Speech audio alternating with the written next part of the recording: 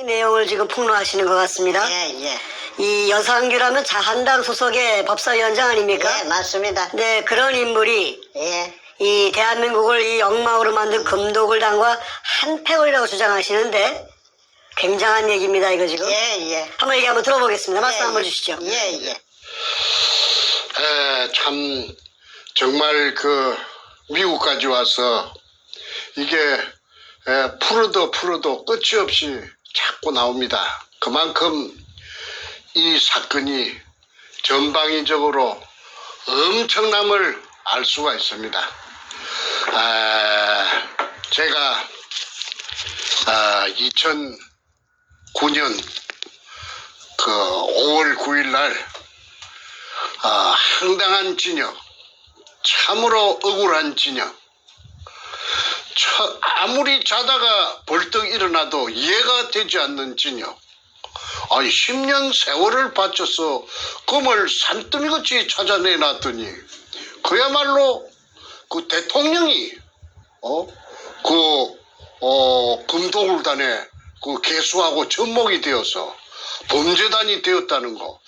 아이고 정말 이해할 수가 없었죠. 감옥살이 하는 내내 정말 참 노무현이라는 그자가 정말 참 그럴 수가 있나. 인간의 탈을 쓰고 어떻게 그럴 수가 있나.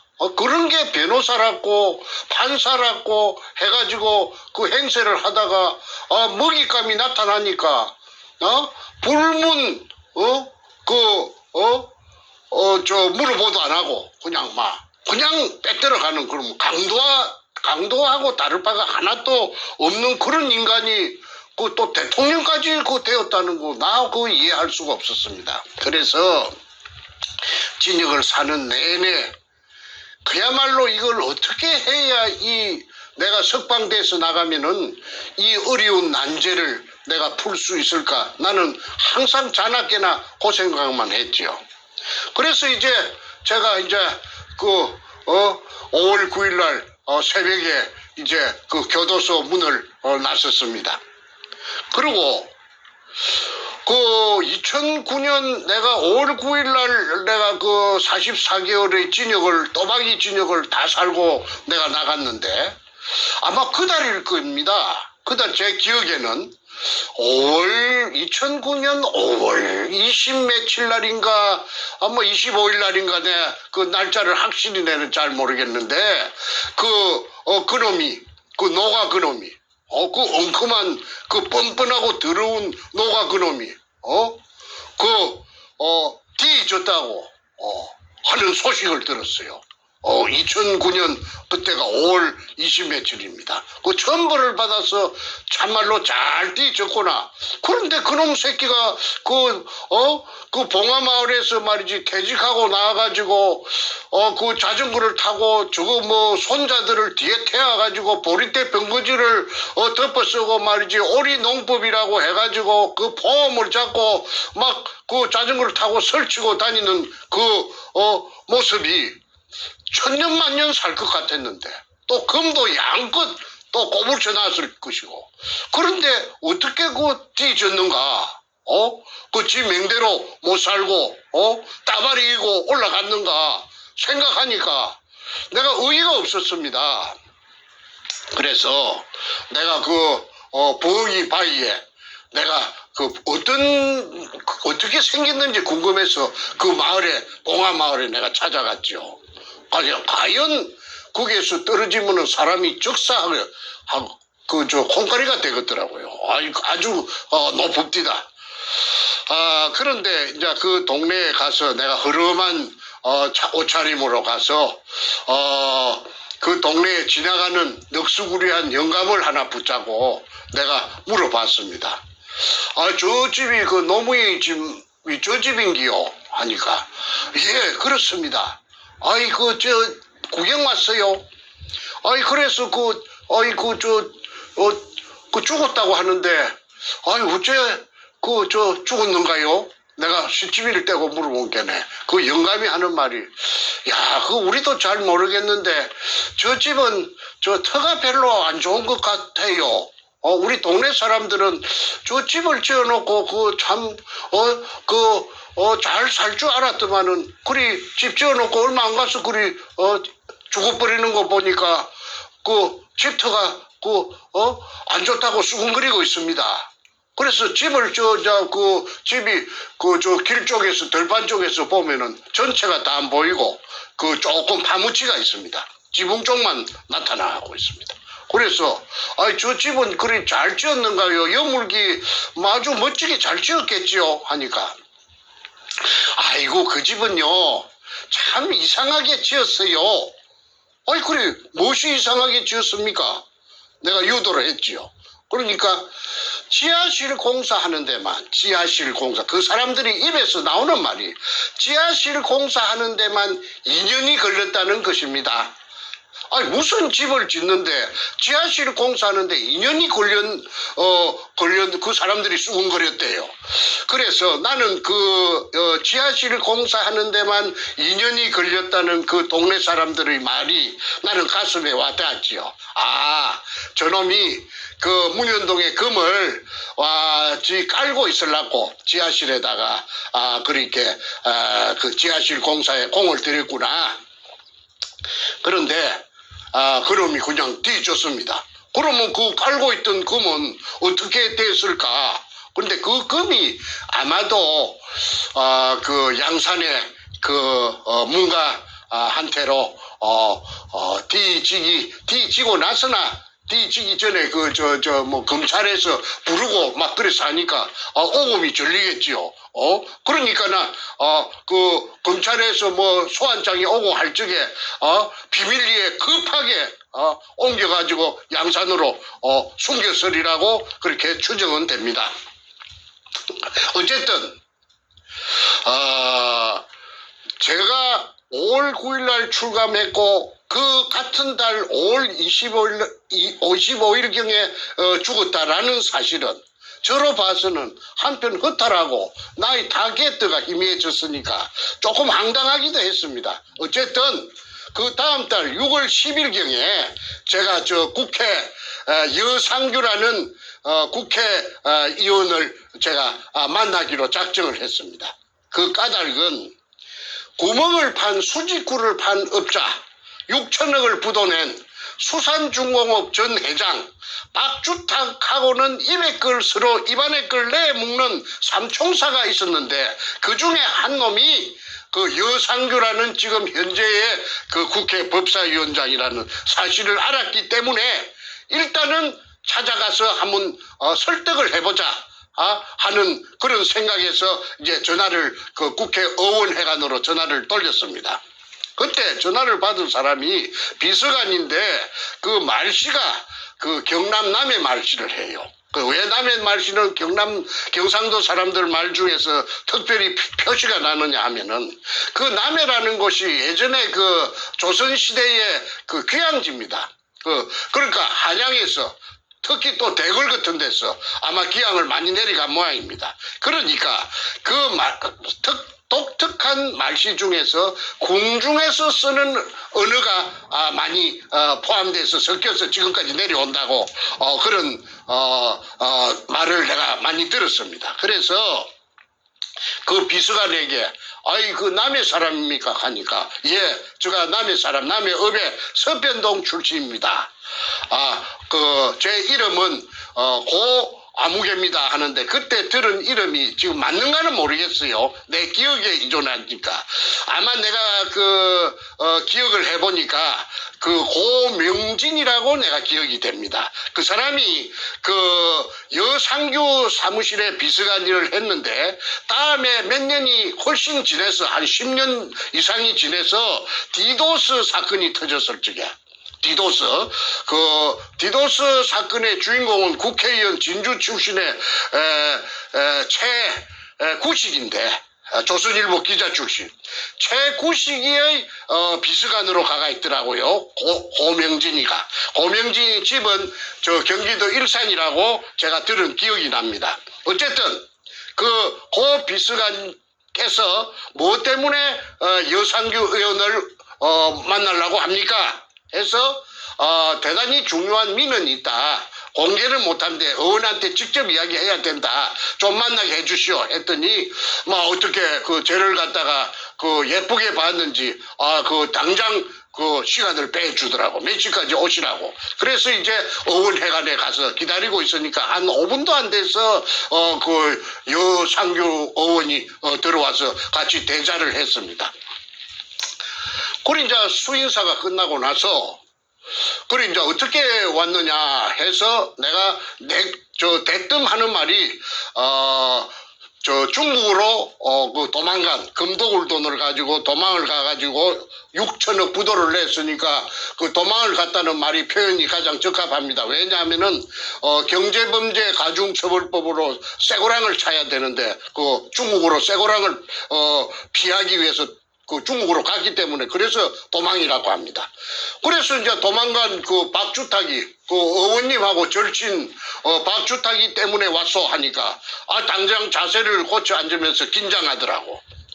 그래 박주탁이 어쩌느냐고 뭐 때문에 그러느냐고. 그래서 제가 그 등기부 등본을 하나 책상 위에 끄잡아내서 펼쳤습니다. 그 등기부 등본은 그 수산중공업이 주식회사 수산중공업이 6천억의 부도가 나서 법정 관리에 들어가고 해생 기간 동안에 그 정리하기 위해서 만든 그 임시회사가 있었는데 그 한국기술교류 주식회사라고 하는 회사입니다. 그 회사가 이제 말하자면은 그 수산중공업 송파구 방이동 안에 한 그 건물에 더부살이를 했는데 내가 가본 그 기억에는 한 30-40평 정도 되는 작은 사무실에 한쪽 구석에 그렇게 이제 그 찡기 갖고 있었습니다. 그 한국기술교류 주식회사의 등기부 등본을 펼쳤는데 그게 대표이사는 박주탁이고 중국으로 도망간 박주탁이고 그 다음에 그게 감사가 누가 돼가 있느냐 하면은 아까 말한 여상규가 감사가 돼가 있어요. 직계가 있어요.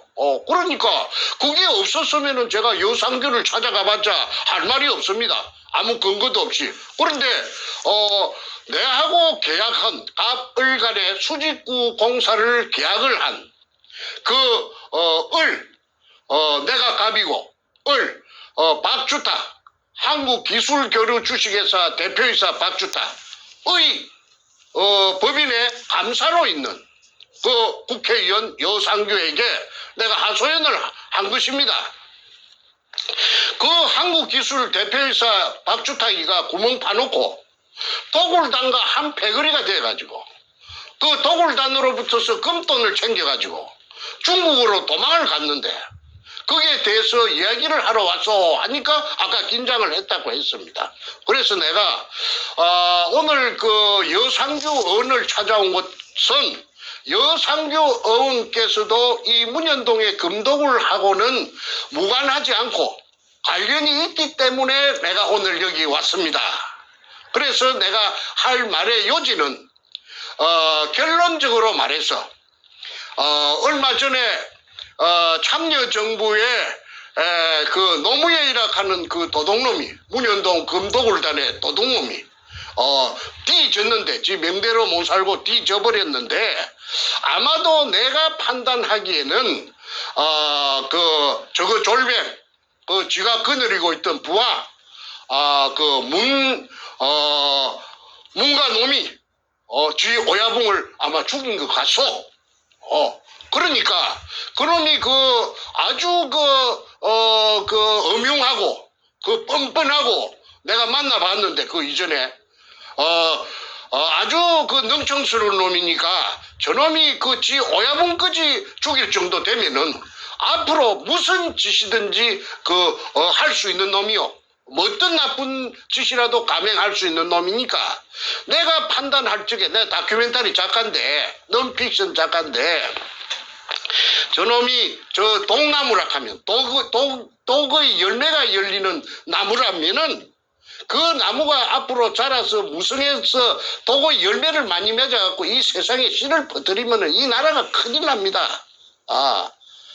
이 나라가 그냥 완전히 망조가 들어서 망할 수가 있습니다. 그러니 의원께서 그 친구, 그 절친 삼총사 중에 한 사람인 그 박주탁이 비록 부도가 나서 중국에 가가 있지만은 가장 친하니 설득을 해서 중국에 직접 가시든지 전화상으로 가까우니까 설득을 간곡하게 해서 그 문현동에 그 자기가 판 군영, 내하고 계약해서 판 수직구 아래의 정체를 밝혀주시면은 의뢰공장이 일제 의뢰공장이라 하는 것이라도 밝혀주시면은 이 사건은 해결됩니다.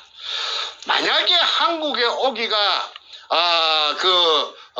간단치 않으면은 그 중국 현지 북경에 그 한국의 각 언론사 특파원들이 전부 다 매체마다 다 나가 있으니까 그 내가 중국으로 넘어가든지 해서 거기에서 중국 북경 현지에서 기자회견 하면은 그날 오전에 하면은 오후에 그냥 전국에 쫙 그냥 다 퍼져버릴 테니까 다 알게 될 테니까 문현동 금도굴 사건은 그것으로 전부 해결됩니다. 한 번만 보도가 돼버리면은 중국발로 한 번만 보도가 돼버리면 해결됩니다. 그러니 내가 박주타기가 도굴단에서 받은 지분도 보장해 주겠고 또 내가 그만큼 더 줄 테니까 박주타기를 설득을 해서 국가도 살리고 저 동나무 저 독이 열리는 나무 문재인을 아직 어린 묘목이라고 보이니까 싹 뽑아버리도록 합시다. 그것이 이 나라를 살리는 길임을 좀 명심해 주시면 감사하겠습니다 하고 내가 간곡히 내가 사정을 했는데 쓰다 달다 말이 없더라고. 아무 반응이 없더라고. 그냥 바보처럼 멍청히 딱 그만 내만 쳐다보고 말이 없더라고. 그런데 좋으면 좋다, 굳으면 굳다, 뭐 아니면 아니다, 기면 기다, 말이 있어야 될 텐데 말이 없더라고. 그래서 내가 자꾸 다구칠 수도 없고 초면에 그래서 내 명함을 한 장 전화번호 적힌 명함을 내주고 심사숙고를 해가지고 좋은 쪽으로 해결의 가닥을 찾아주십시오 하고 내가 돌아왔던 것이 엊그제 같습니다. 그런데 그 후에 제가 그 중국 절강성 짜싱 다흥시 개발구 운해로 222번지에 수산기계 유한공사라는 종업원 1,500명 중국 종업원 중국인 거느린 그 회사를 갖다가 내가 직접 찾아갔고 그 소재지를 알아서 그래서 그때 박주타기는 한국에서 외환을 갖고 나갔다. 불법으로. 한국에 돈을 중국으로 허가 없이 불법으로 갖고 갔다고 해서 외환관리법으로 중국에서 한국에 압송된 1호 그러니까 형사공조체제를 맺은 지 송환 1호로 박주탁이 한국에 끌려와서 진역을 살고 있을 때 제가 그때 수산기계 유한공사 그 중국 현지에 찾아갔죠. 그래서 그 아들 박윤희를 만났습니다. 저 아들이 박윤희인데 키는 저 아버지보다 한 5cm 정도 크고 호리하더라고요. 그런데 눈가리가 뻥깨네 똑 지 애비하고 갖다 따끔하더라고. 그런데 미국에서 유학을 했던 오렌지족이라고 합디다. 그쪽 먹고 저거 고향 사람들이. 그런데 아들 하나, 딸 하나인데. 그런데 이 미국에 유학 댕기던 걸 지 애비가 이제 수산기계 유한공사를 이제 경영하는데 지가 벅차니까 종업원 1,500명이나 되니까 그렇게 절강대학교 중문가로 편입을 시켜가지고 뭐 중국말 좀 하는가 몰라도 그런데 이 새끼가 손 그냥 호로 새끼라 크더라고. 내가 그 동네 사람들이 그렇게 하더라고. 지 애비를 딱 돋았다 보면 바로 떼기장을 쳐버리고 아구창이고 뭐이고 발이고 배떼지고 뭐이고 들고 차온다고 그러대. 그래가지고 호로 새끼라고 소문이 났더라고. 그 방윤이라 이름이. 윤자는 삼수변에 윤할 윤자. 윤할유 할 때 윤자. 엔진오일 할 때. 희자는 박정희 대통령 할 때 희자. 무슨 희자고 내가 갑자기 잘 생각이 안 나는데. 그런데, 이 새끼가 이제 지 애비 대신해서 한국에서 지 애비의 친구가 왔다. 내가 친구라고 했지. 하니까 와서 하는 말이 너가 아버지를 네가 아들이니까 아들 하나니까 행무소에 서울구치소에 편지를 하든지 영상 면회를 하든지 네가 찾아가서 이 대단히 중요한 사실이다. 거기에서 금도굴단하고 야합했다는 그 근거 서류가 내가 다 있으니까 나중에 패가망신하지 말고 네가 너가 아버지를 설득해서 조금 자수할 수 있도록 해라. 내가 박윤희한테 하니까 박윤희가 하는 말이 우리 아버지는요 선생님이 내를 보고 정충재를 보고 선생님이 전혀 물에 포화된 물수에 차인 굴속을 모른다고 하대요. 그런데 무슨 증거가 있고 무엇을 안다는 말입니까? 우리 아버지는 들통이 안 난다고 선생님이 전혀 굴속에 물에 차 있는 굴 밑을 전혀 모른다고 하던데요 하고 어화스럽게 하더라고. 그러니까 인마 이거는 주애비하고 뭔가를 들었지요. 그 다음에 거기에 조선족 부사장이 있는데 남씨라 내하고 나이가 얼추 같더라고. 길림성 사람이라.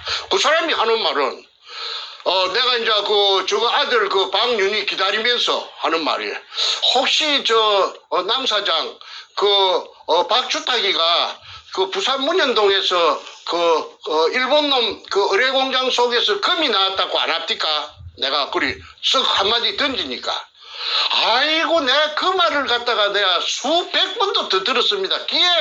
기꾼에게 못이 박힐 정도로. 그것도 경상도 말하던데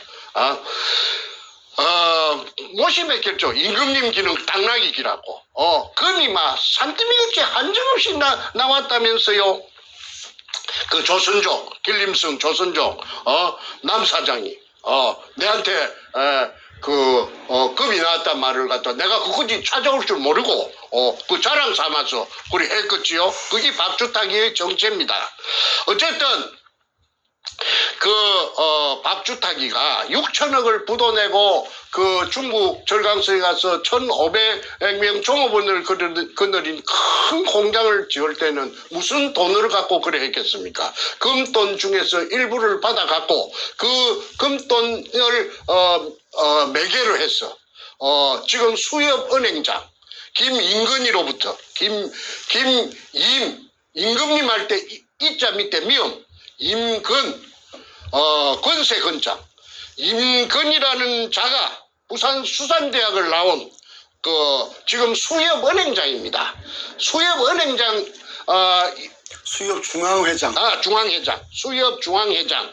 이 자가 사인이 된 박주탁을 대신해서 사인이 된 서류를 제가 갖고 있기 때문에 이 자를 갖다가 내가 부산 코모도 호텔에서 내가 낚아채가지고 추궁을 하니까 백준엄이 서울 신사동, 강남 신사동 백준엄이 반지하 사무실에 찾아가서 제가 박주탁을 대리해서 1.5% 지분에다가 사인했다고 하대. 그래갖고 30억 2차에 걸쳐서 60억을 갖다가 빌려줬다 중국에 가는데 돈을 갖다가 조금 다대가이 일본말로 다대가이 임시 변통 좀 해달라고 해서 1.5% 담보를 받고 금독을 앞으로 문현동에 나왔을 금 지분에 대해서 배당을 받고 그 다음에 60억을 줬다는 말을 내가 여러 사람이서 코모도 호텔에서 내가 채취한 적이 있습니다.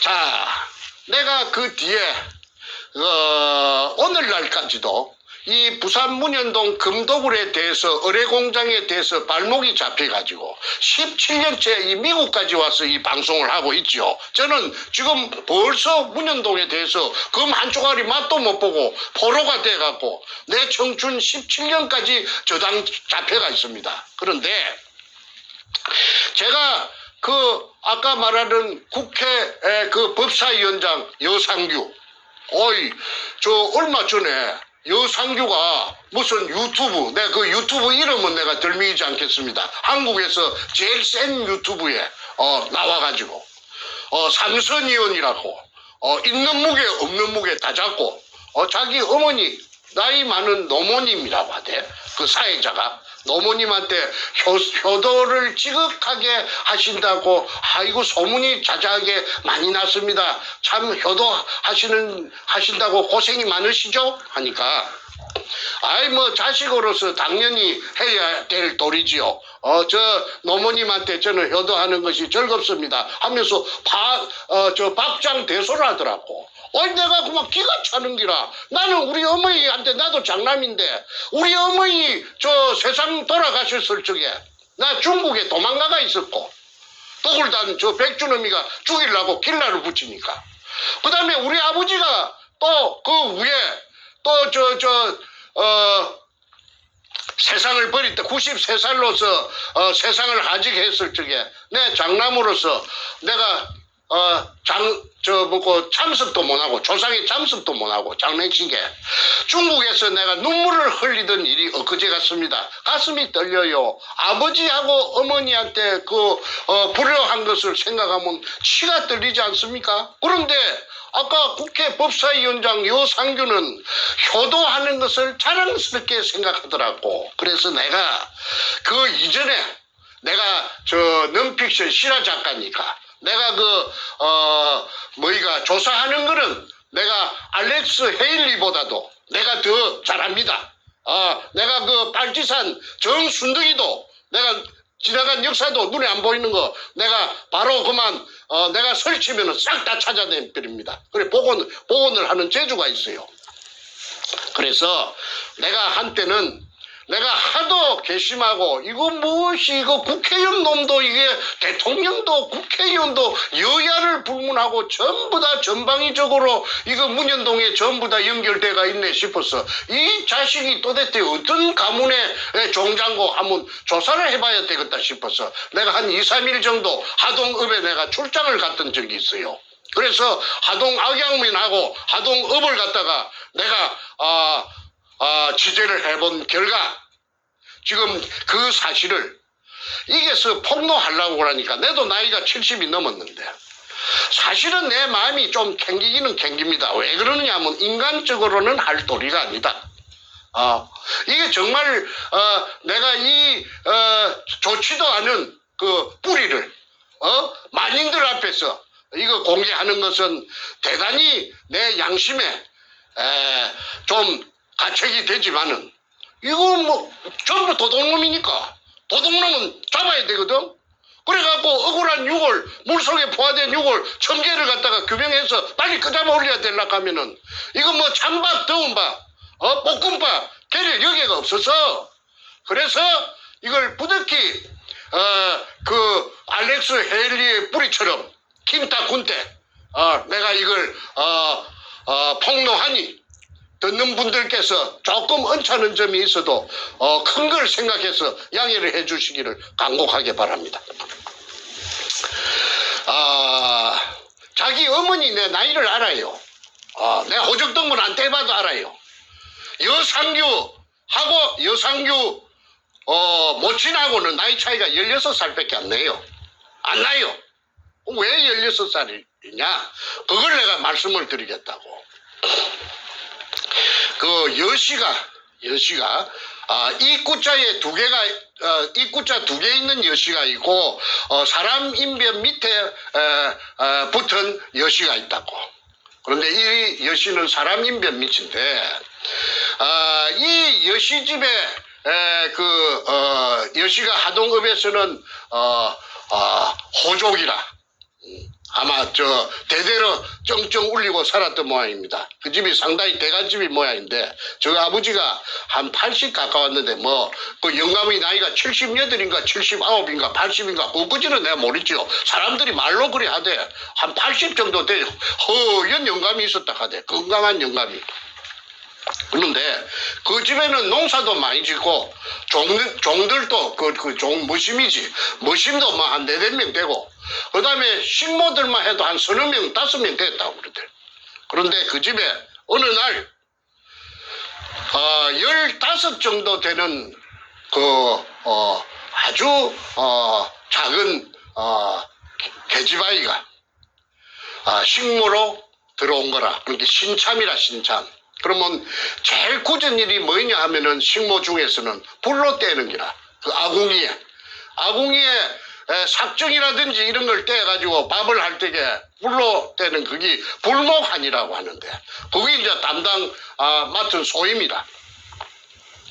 그런데 이제 15살 정도 되니까 이제 애때게 이제 젖이 이제 생길동 말동 몽우리가 볼록하고 조금 엉덩이도 여지에 티가 나고 그랬겠지.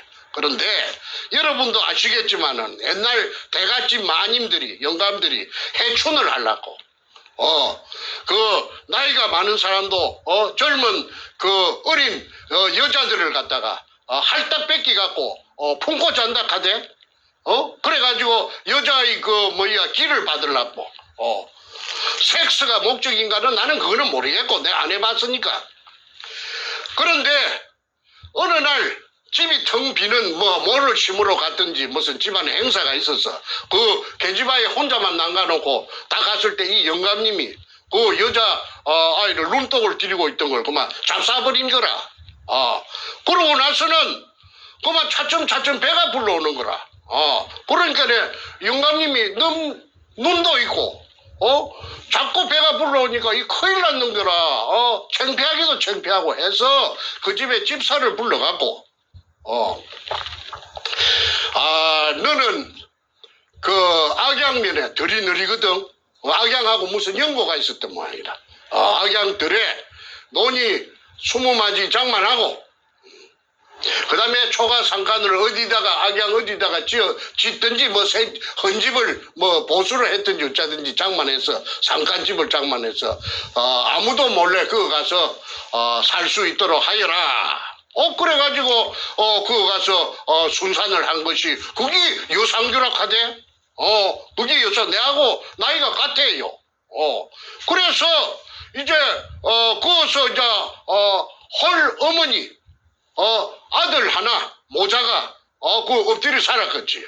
그러면 성장 과정 내내 안 봐도 아는 거라. 왜? 큰 집에 나이가 많은 호랑이 같은 형들이 있는 거라. 그럼 그 아들한테는 호랑이 같은 형들한테는 혹끝이 달린 서출은 보면은 그만 목구멍에 가시라.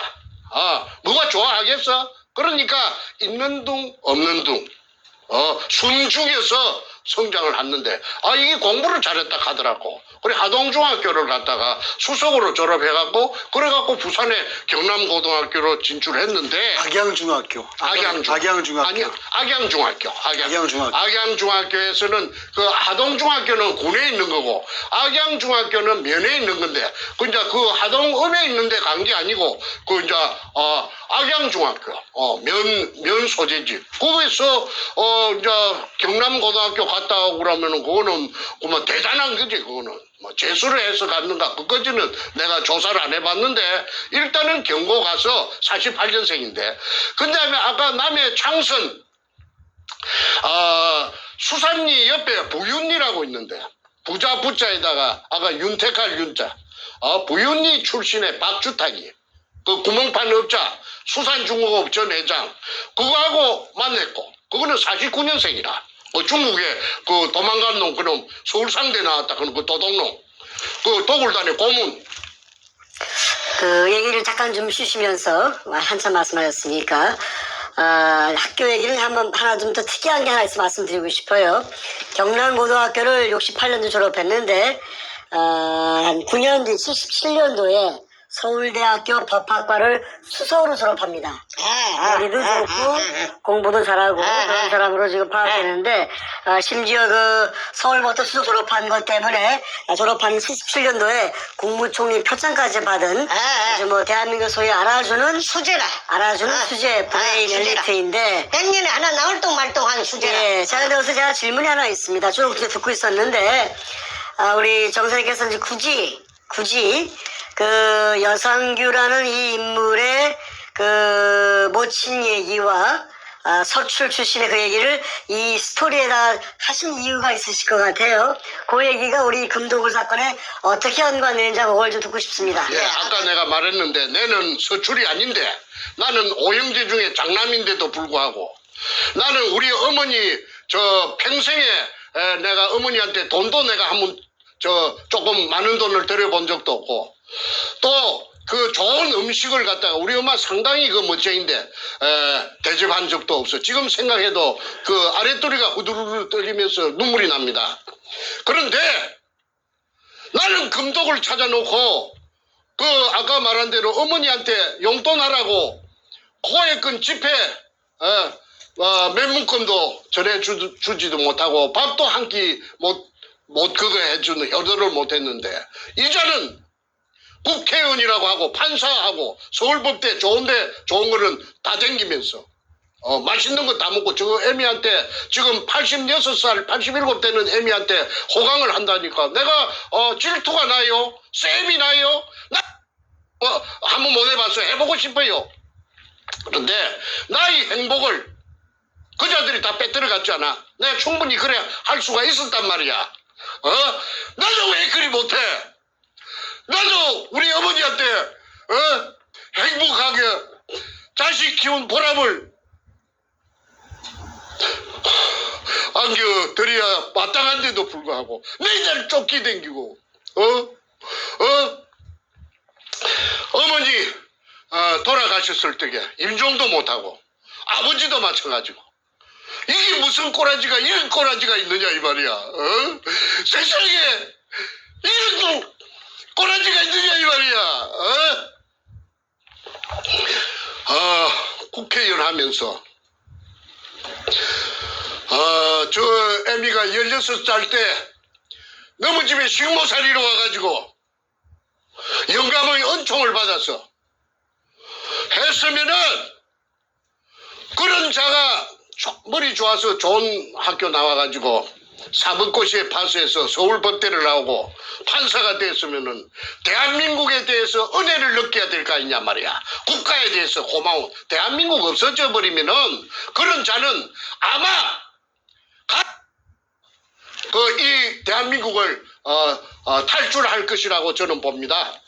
그래서 내가 결심한 거는 국가에 대해서 혜택을 많이 본 이상 불을 써서 미안한데 노블리즈 오블리제라 하나 보답을 해야 될 텐데 애국은 못할지언정 그런데도 불구하고 공과 사를 구분 못하고 자기 친구 저끼리 우리가 남이가 다 도둑질을 판사라는 게 사법 정의를 구현해야 될 율사가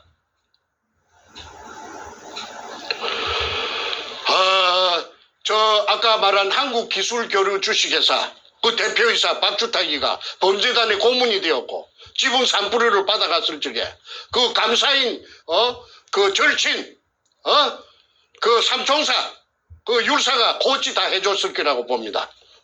박주탁이 어떻게 돈을 장만해가지고 어떻게 중국으로 도망가서 어떻게 하라고. 그래서 내가 그 도거의 나무 묘목을 뿌리 뽑자고 후안을 대한민국에 노무현 오야봉도 죽여버리는데 대한민국도 탈취할 것이다.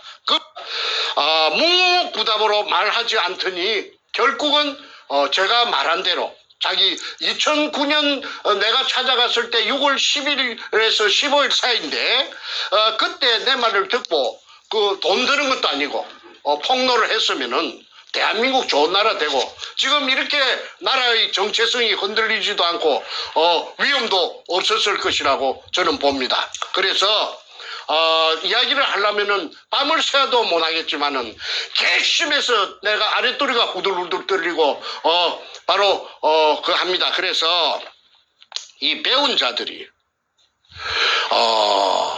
그 좋은 머리를 오히려 더 판사라는 것들이 법을 안다는 것들이 더 악용을 해가지고 민초들을 모르는 평민들 거를 빼들어 묶고 그만 갈라 제끼고 그만 시치미를 떼고 능청을 부리고 모르쇠로 일관하고 이게 무엇이 이게 사람 사는 세상이냐 이 말이야. 자, 이제 오늘 방송을 마무리하면서 다시 한번 제가 오늘 정리하는 취지의 질문을 드리겠습니다. 예. 오늘 제목이 금도굴단과 한패거리인 국회 법사위원장 여상규입니다. 지금 현직 국회 법사위원장이고 자한당의 삼선위원이고 뭐 소위 서울대 법대를 수석 졸업한 대한민국의 최고 브레인인데 지금 정선생님께서는 이제 오늘 쭉 한 몇십 분 말씀하시면서 이자가 여상규라는 대한민국 최고의 엘리트가 이 금도굴 범죄 금도굴단과 한패다 이렇게 말씀하셨어요. 개그리. 자, 한 3분 정도 이내에, 이제 지금 한 40분 말씀하셨는데, 한 3분 이내에 여상규가 금도굴과 한패거리인 이유를 간단하게 요약 정리해 주시고를 끝내겠습니다. 내하고 같이 인연을 맺은 박주탁이 좋은 인연을 맺을 수가 있었습니다. 왜 그러냐면은 그 금을 산더미 같은 금을 찾아준 업자니까 그것도 돈 한 푼 안 주고 금이 나오면 100억을 주기로 했거든요. 계약서에. 그런데 도굴단의 고문이 되어버렸어요. 도굴단으로부터서 내한테 100억 받지 않고 도굴단으로부터서 100분의 3을 받았습니다. 그러면은 그것이 100분의 3이라는 것을 박주탁이가 다 챙겼는지 그 일부가 여상규한테 갔는지는 모르지만 여상규와 박주탁은 공존 공생 관계였고 악어와 악어새처럼 그래서 서로 동거동락했고 고등학교 다닐 때부터서 그렇다면은 그 금의 일부가 일단은 여상규에게 갔을 것이라고 저는 합리적인 의심을 하지 않을 수가 없습니다. 그렇다면은 그 여상규 역시 문현동 금도굴에서 자유로울 수가 없다면은 내 말이 어거지고 내 말이 억하심정이고 내 말이 사실무근이라면은 지금이라도 늦지 않았어요. 지금이라도 기자회견을 하든지 해서 나는 문현동 금도굴하고는 전혀 상관없고 나는 금돈 1원도 받은 적이 없다. 그런데 그 당시에 내가 한국기술교류 주식회사 감사를 했던 것은 맞다. 그래서 내가 감사를 했기 때문에 이러한 누명을 썼다. 그런데 세상 사람들은 내 이 결백을 내가 밝히니 내 말을 믿어달라. 요거 한마디 하면 나는 믿어주겠습니다. 나는 그 사람이 그 금도굴 돈을 받았다고 나는 그 합리적인 의심을 거두어 드리겠습니다. 자, 그런 이 여상규라는 사람이 우리 정석이 찾아갔을 때 아무런 말도 안 하고 그냥 듣기만 했지 않습니까? 그렇죠. 그렇죠? 근데 이제 그 표정이라든가 분위기는 어땠는지 한번 그걸 한번 묘사해 주시겠어요? 제가 지금 현재 당장 떠오르는 것은 그 판사고 좋은 데만 찾아다니면서 맛있는 것만 먹었을 건데 피부가 정말 더럽기 빨래판 같이 쪼글쪼글하다는 기억. 지금은 보톡스를 맞아서 팽팽한가 뭐 맛있는 걸 더 많이 먹어서 팽팽한가 모르겠는데 그 당시에 피부가 빨래판처럼 쪼글쪼글해서 참말로 더럽게 늙었다 하는 그 기억 하나가 지금 남아있고 그 다음에 사람이 쓰면 쓰다 닮은 달다. 또 더군다나 경상도 사람이라 하면은 자기 내가 찾아와서 그만큼 이야기를 1시간 정도 얘기를 갖다가 했으면은 무슨 잘 가라면 잘 가라든지 앞으로 한번 연구해 보자든지 무슨 말이 있어야 될 텐데 문현동 금도굴이라 하는 말 그것 때문에 박주탁이 찾아왔다는 말 때문에 입을 봉해버린 거 말하지 않는 거 그래서 나는 이 서출은 눈치를 보고 아까 내가 잠깐 이야기했는데 서출이 뭐 숭이 될 건 없습니다. 신분사회도 아니고. 그런데 이 양반은 서출이 아니에요. 또 누구 서출입니까? 김무성이 서출이죠. 김무성이 GM이는 기생이라 하대 기생.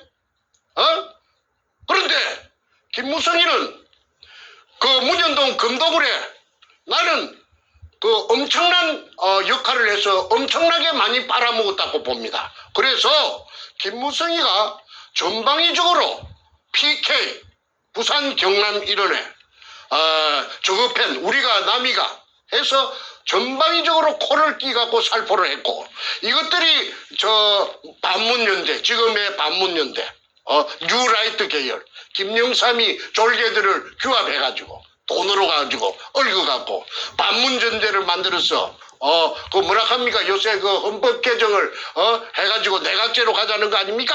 그렇죠. 누구 마음대로?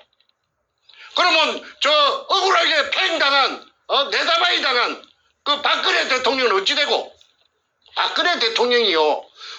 청와대로 복귀하지 않으면 이 나라는 개판돼 버려요. 왜 그러냐면 내나 그 문현동에 금을 갈라먹은 요 뉴라이트 패거리들, 김영삼이 졸개들, 우리가 남이가 해가지고 물밑에서 전부 눈을 쨍긋쨍긋 하면서 말이야. 신호를 보내면서 다 갈라쳐 먹은 거. 이게 뽀록나면 다 죽기 때문에. 그래서 문가를 옹호하는 거야. 문가 저놈이 그자마 내려친다고 해서 뉴라이트 계열이 들어가면 내나 그 밥에 그 나물이라.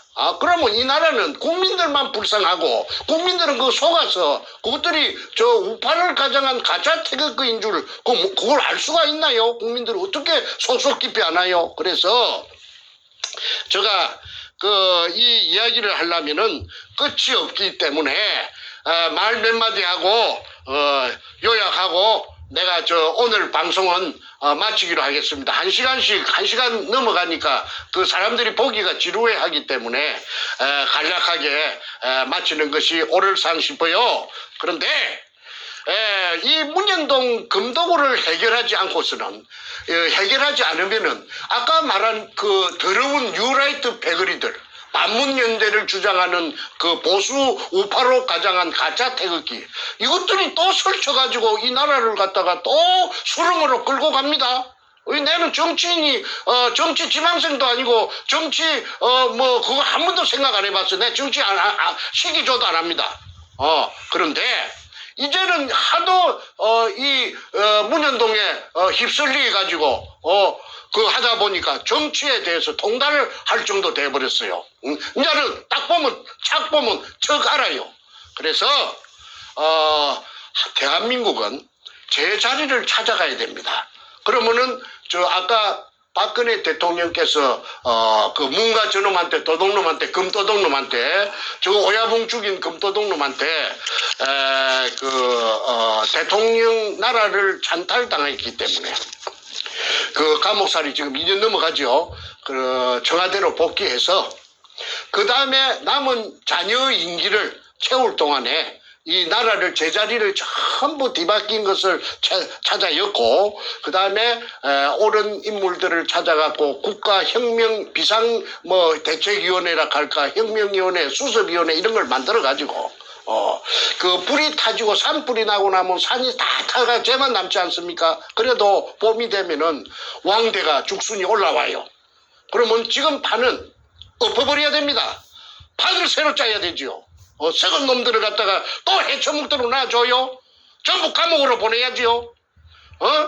썩은 패거리들을 갖다가 또 저 할개치도록 또 나라를 말아먹도록 백성들이야 죽든 말든 이속만 채우는 그런 정치인은 지금 필요하지 않습니다. 정리해야 됩니다. 그래서 새 판을 짜야 되고 새 판을 짜기 위해서 박근혜 대통령만큼 새 판을 정직하게 짤 분이 없다는 거.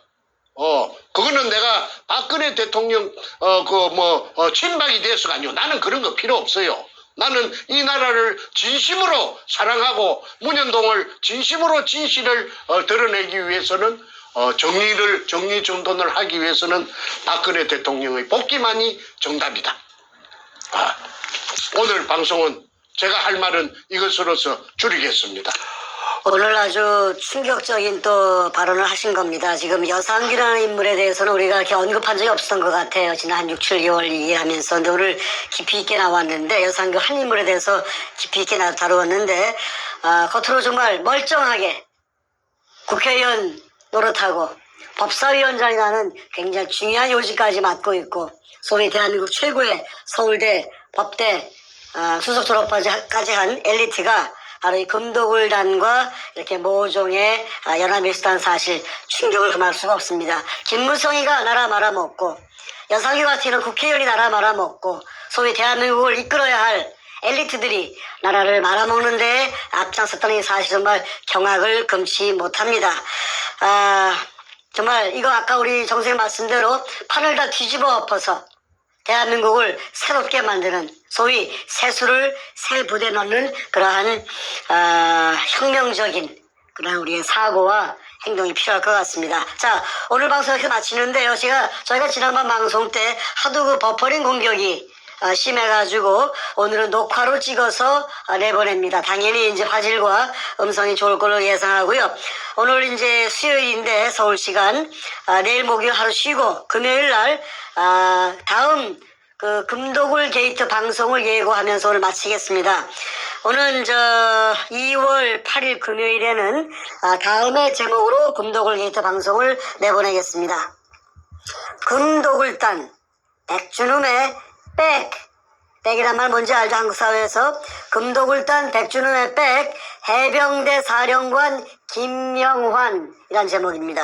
이 김명환은 제24대 대한민국 해병대 사령관을 지낸 대한민국 군대의 엘리트입니다. 바로 그자가 이 백주름이라는 대한민국을 말아먹은 금도굴 사건의 원흉의 뒤에서 백으로 백주름이의 비호 세력으로 활동했던 사실 경악을 역시 금치 못합니다.